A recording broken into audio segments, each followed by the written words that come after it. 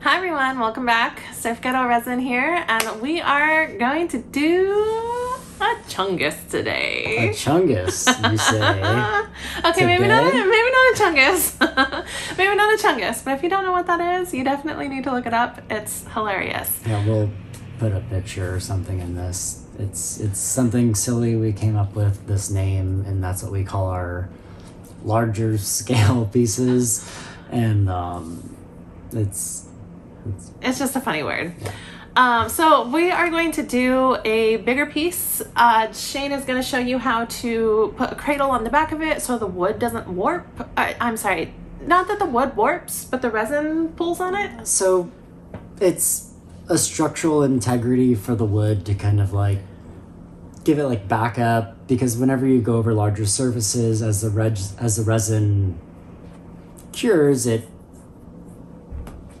like there's like tension there, and like it pulls back on itself, and it can bow wood and bend wood and do things like that.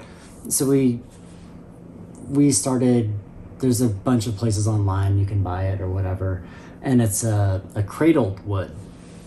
So it's like a tiny little 1/8-inch thick piece of plywood with like wood glued to the back of it, and they use it for artist prints and whatnot. We started making it ourselves because it was much more cost efficient, which is why we can sell our things at the price point we sell them at.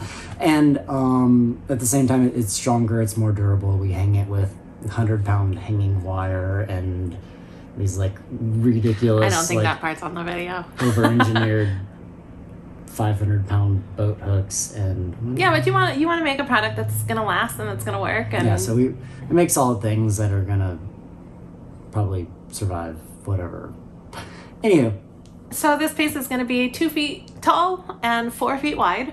Mm-hmm. And if you want to see how to make all of these things, here's some weird video that I filmed in the wrong format that I'm gonna fast forward through quickly, and yeah, check it out. But basically I frame it up because each piece has its own individual size and shape, cut it out, mock everything up, cut out my other sides, and it's all kind of built with structural integrity in mind. And then we sand it, stain it, seal it, resin it. Yeah. Keep on watching.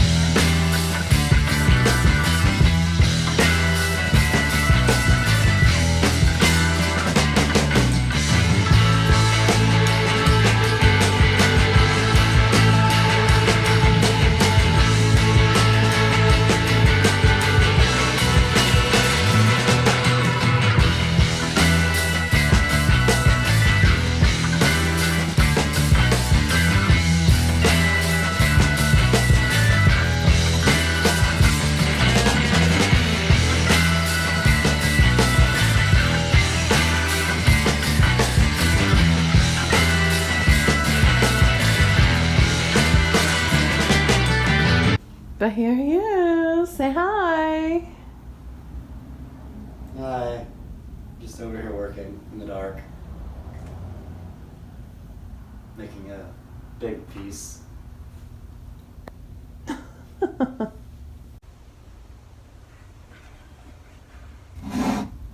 got it all mixed up. I pulled off my clear because pouring out of this cup, I will make big blobs everywhere, and actually it comes out to be a big mess. That's where I picked up this whole thing. And you can't necessarily see to the end of this. This is 2 feet deep and it's 4 feet long. So I can't get my camera high enough to do this because I do this underneath the table. It helps with the dust, but this is the only space that I have to do this in. So that's what we're doing today. Gonna do my clear. the way I usually do it, just kind of all over the place, because that's the way I like it. And then fill in a little bit more clear where I want it to be. I like it to, I think it kind of looks like the water just came up on the sand a little bit further in these areas, so you see more sand color instead of blue. But yeah, so this one, it's typically when you're mixing resin, you do 3 ounces a square foot empty, and I just leave it the matte finish of the wood. I still calculate it 3 ounces per square foot, and it seems to work out most of the time. On bigger pieces like this, like I'm trying to cover 8, well, I'm not covering all 8 feet, but it's an 8 square foot piece. I still mix a little bit extra. Like today, I should have been 24 ounces. I mixed 28 just because that's, it seems like it takes a little bit more. Maybe that's just me. I don't know. If you don't have this problem, let me know. Okay. I am gonna get some white in here. Just a couple drops of this one, and then we'll go in with our alcohol ink. And again, this is white pigment from Bashams. And oh my gosh, can you hear the fire truck going by?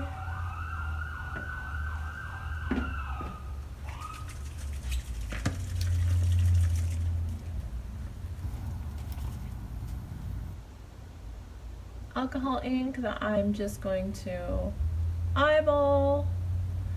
When your bottle is full, it is really difficult to just pour it in. So if you have like an eyedropper or a pipette or something like that, when this was full, I used a pipette, and I mean, look at this thing. Look at that. That's what it looks like.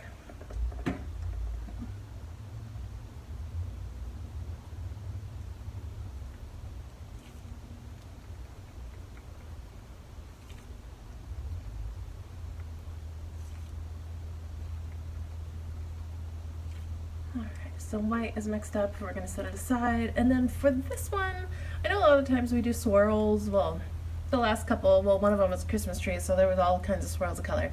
This one I'm going to try, I'm not very good at this, but I'm gonna try to make it to where it's lighter, and then it gradually gets darker as it goes back. So I'm going to start with a really light blue-green and just continue adding blue and filling it in towards the back.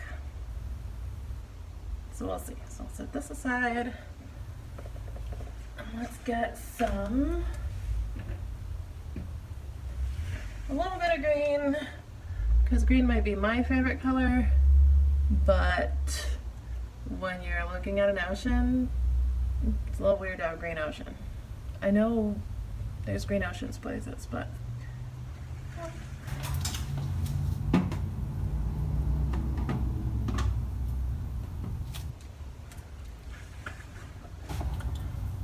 trying to go light. I'm really heavy-handed with these. Get a nice, like, light turquoisey color.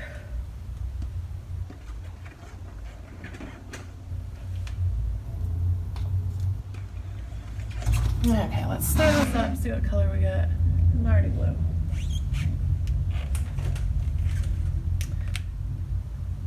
Alcohol wipes. If you get pigment on your hand, resin on your hand, I mean, it smears it some, but it takes it off too. Okay, let's stir.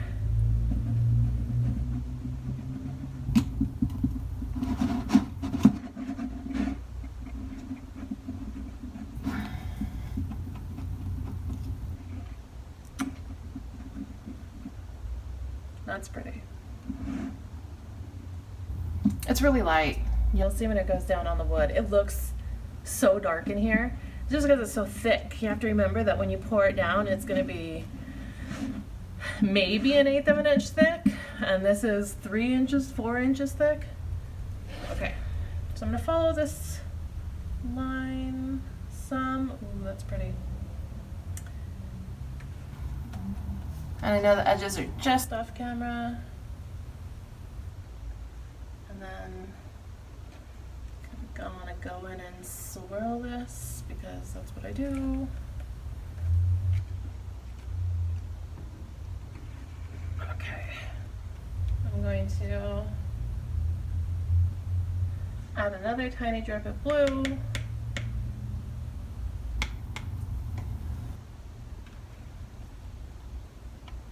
And it's stuck on the stick.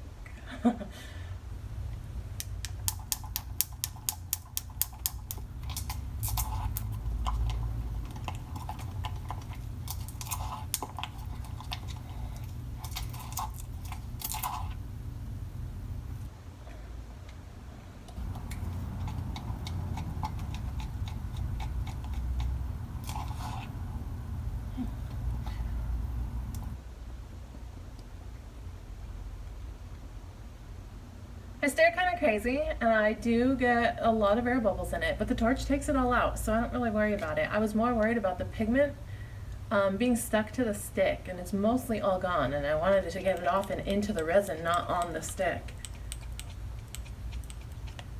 I think we're good. Here we go.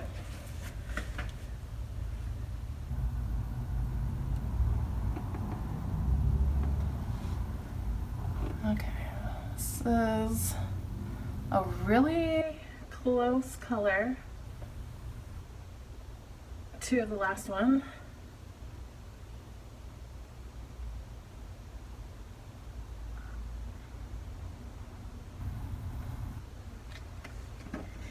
Okay. All right. More blue. That wasn't a lot. And again, I'm using blue that I pick up from the surf shop out here in San Clemente. So, if you're out in San Clemente, come check this place out. It's a really cool surf shop. They have a few pigments there, but you know, it's just a really cool place. And beautiful colors.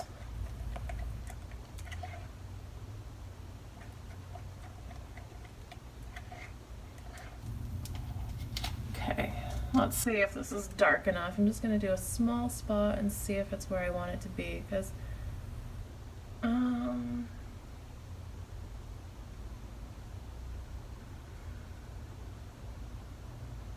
I'll do a little bit of this. I do want it, I guess it's fine. I want to do this, and then I want to go one more level darker, just in the way back. So I don't need much.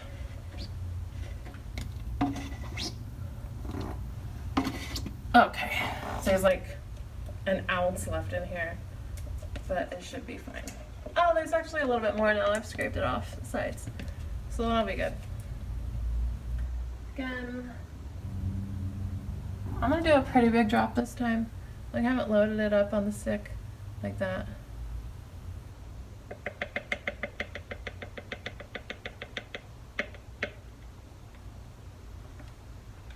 Let's see.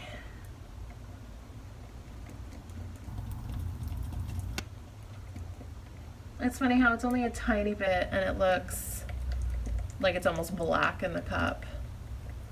And it'll be dark when we pour it out, but not nearly like this. It is a beautiful color. Nice midnight blue. Okay, let's see. Let's get this on here.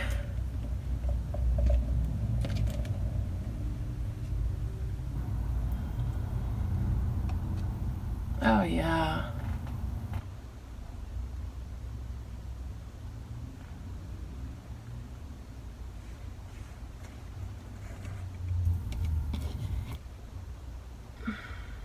Give it a little help. It's a really awkward position for me to be in. If you hear me huffing and puffing, it's because I can't breathe.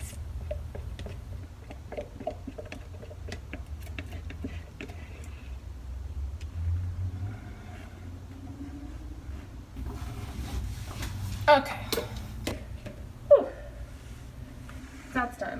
One of the first things I like to do, so I don't forget, is alcohol wipe and clean my stick off. I have left these. They're reusable and they're amazing, but when I leave them in the resin, I can't get the resin off of it. So if I don't clean it, they're pretty much done for. So I make sure I do that.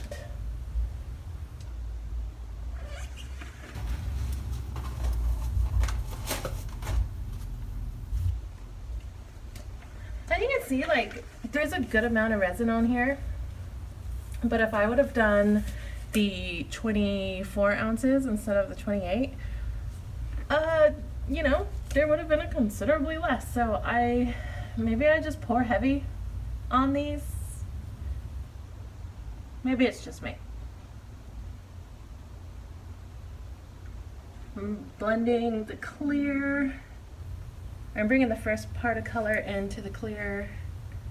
Bring it here a little bit more.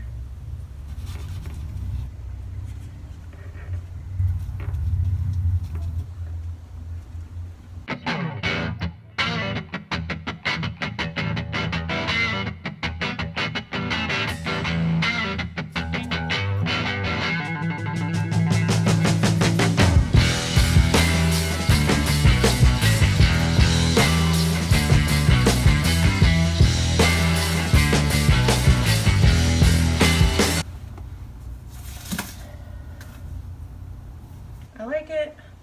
I do wish I would have gone a little bit darker in here, but I think the wave's gonna cover this initially, and then the second layer will go darker.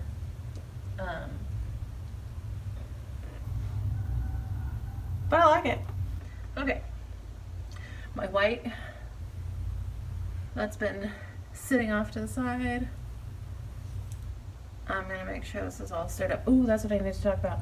So in the beginning you saw when Shane was building this how he put a cradle around it. So if you're gonna have the resin go all the way over the edge, you really have to spend time just making sure that the resin is really in the cracks where the plywood meets the cradle or the frame around it, and just make sure it's really covered because it's super thick, so the resin isn't just gonna fall over the side on its own. The resin, I always hear when I watch these videos that resin doesn't go where it hasn't been, so if you don't smear it and get it in there, it's not going.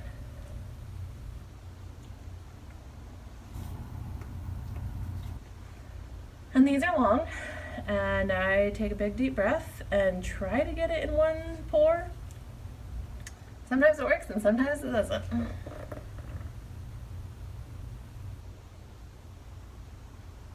Deep breath.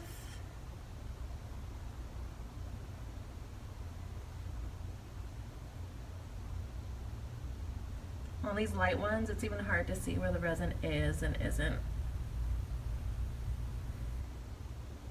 Oh my gosh.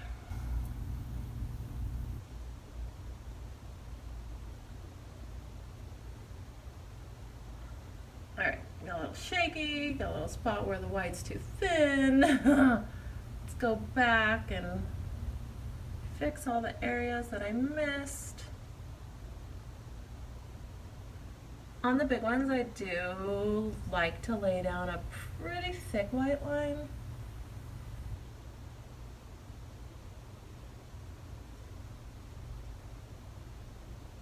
I like to go back pretty far, or try to. It doesn't always work out that way.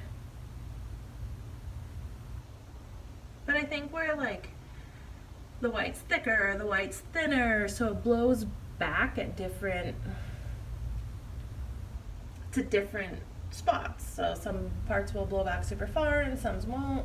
Like, it just makes it look natural. So don't worry about it too much at this state.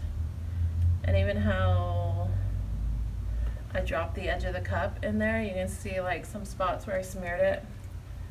Don't worry about it, it's all gonna go away. I am gonna take an alcohol wipe and clean up that. I don't know if you can see that. It's there, right there. The white dripped, or I touched the cup, or something happened. Okay.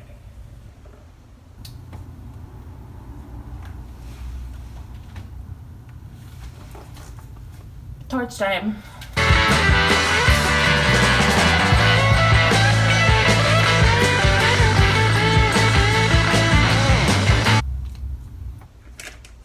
I'm clearing my space because I move a lot with the heat gun. For some reason, I always feel like I need to be the left of the heat gun to be able to get the right movement in.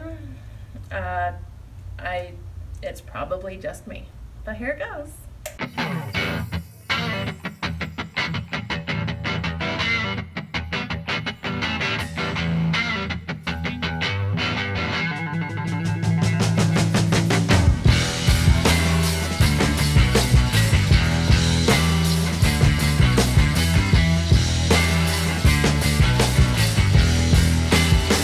Okay, didn't blow back as far as I wanted it to, but that's okay. I mean, it does what it does. It's resin. If you're trying to control everything that it does, you've got another thing coming to you. There are some spots where I can see the resin kind of got blown back, and it's fine, but I clean them up with an alcohol wipe. Every so often, I'll have someone look at them and say, "Oh, what happened there? Is that a mistake?" And I just really don't like hearing that. So I go through, and it makes such a small thing. Even to me, it looks like where the water came and wet the sand from the last wave, or from the last wave break, or whatever. But some people look at it and call it a mistake. So I clean them up because I don't like to hear people point out my mistakes. I mean, not that any of these come out perfect. I think in all the time I've been doing this, I think maybe once have I made a piece that actually came out perfect. So, I'll keep trying.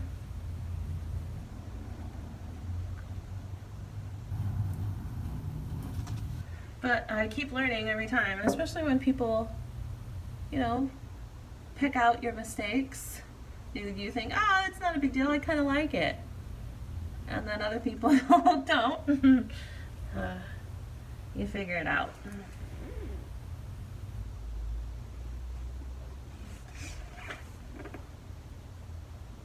Yeah, I think I'm good with that.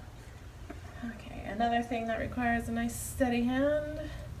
I wish the white was a little thicker by now, like closer to the end of its work time. It just makes it so much easier. But we're gonna go ahead and do it while it's like this. Sometimes if I have another project I'm gonna work on, I'll just let it sit and then I'll come back to it. There it goes.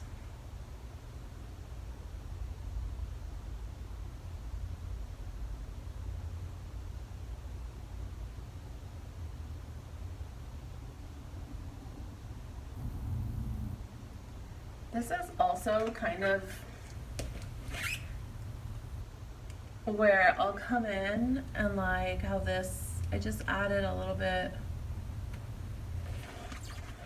I brought the white out further than what it actually was, just because in some places I feel like it needs a little bit more character, and this is when you can add it. Here's the hard one.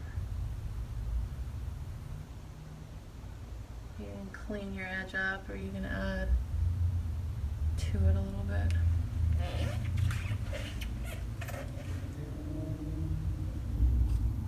But yeah, the more fluid your resin is, I feel like the harder this is to control.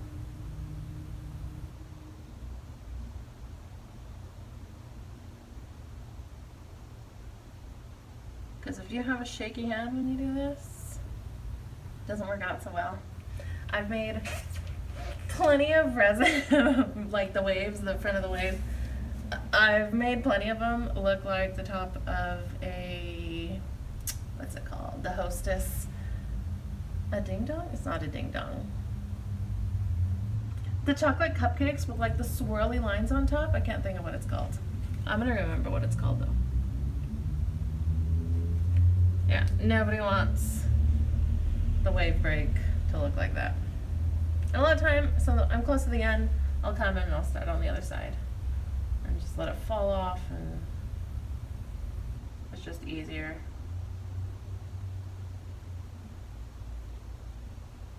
I'm hoping there's enough to connect. There isn't.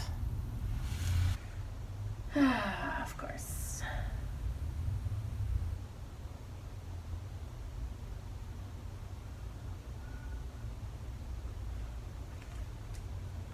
And again, over time, your hand will get steadier. These alcohol wipes are amazing. You don't have to use alcohol wipes either. If you just take a paper towel and put some isopropyl alcohol, I hear it's supposed to be 91% or higher. I haven't tried it with anything lower, but these alcohol wipes come with 70% anyway, so I'm sure that's fine. And it's like magic. It'll clean up anywhere that you feel like isn't right.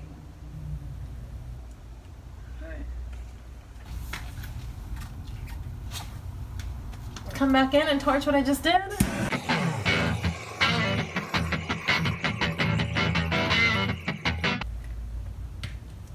Come back tomorrow for the second wave.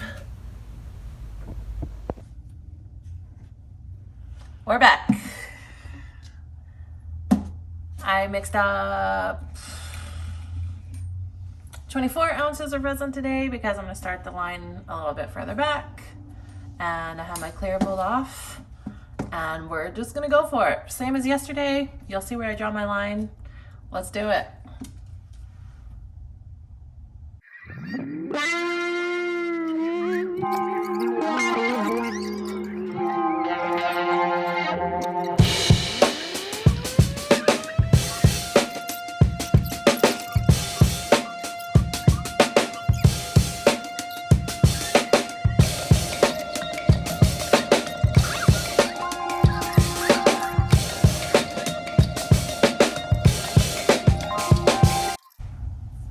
So over here, you can see I poured a little heavy, and there's not a lot of space that doesn't have a lot of resin. And then as I got to the back, I started to run out. So what I'm gonna do, I'm gonna spread all this, and then I'm just gonna kind of scoop it and then take it to the back and blend it in with the really dark blue that I have there. Just, I'll blend it well and it'll be fine.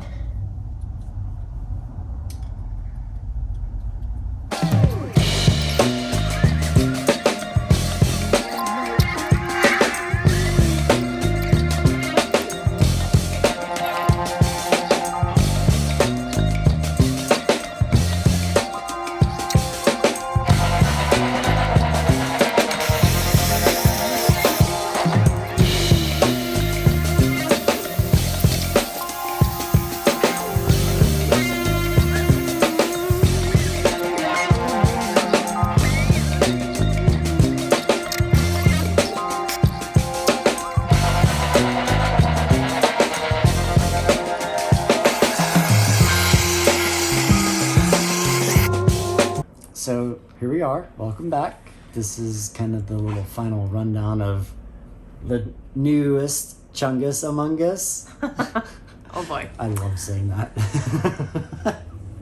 So this is how it turned out. As you can see, it's a larger piece. Like it's 2 feet wide, 4 feet tall, kind of a bigger scale piece that a lot of people.